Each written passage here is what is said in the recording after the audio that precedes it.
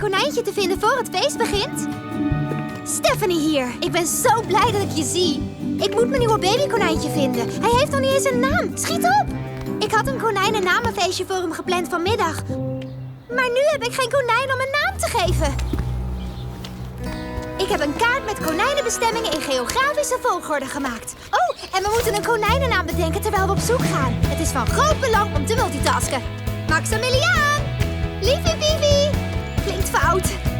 Draakje? Oh, dat zou kunnen. Heart Lake City, talentenjacht voor honden. Oh, ik hoop niet dat hij daar is. Toffee! Hier, jongen! Dat is mijn vriendin Mia. Waar ben je? Mia? Hallo daar! Hey, Stephanie! Heb jij je konijntje al gevonden? Nee, en ik zag net een poster voor de Heart Lake City talentenjacht voor honden. Mia, jagen honden op konijnen? Ach, rustig maar. Showhonden zijn getraind om zich door niets of niemand te laten afleiden. Oh, Vio, bedankt. Nu gaan we op zoek in de gemeenschappelijke tuin. Huh?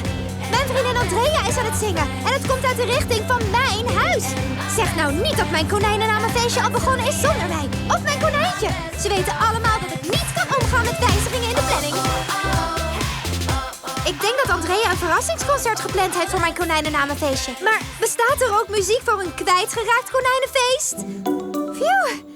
Het feest is gelukkig nog niet begonnen. Emma heeft alles versierd voordat ze naar school ging. En Mia heeft wat dierenactiviteiten geregeld. Oh, kijk wat ik gemaakt heb. Konijnencupcakes. Zijn ze niet schattig? Nu heb ik alleen nog een echt konijn nodig om een naam te geven.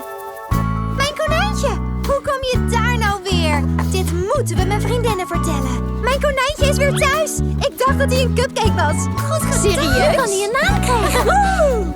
Jij hebt ons geholpen alle dieren te vinden. Dus tijd voor een feestje.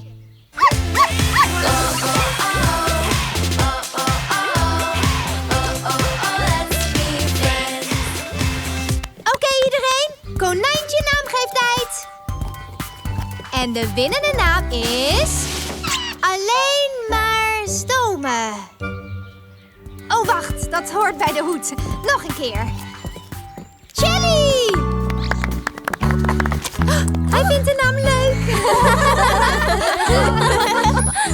Niet vergeten, er zijn nog veel meer vriendinnenverhalen.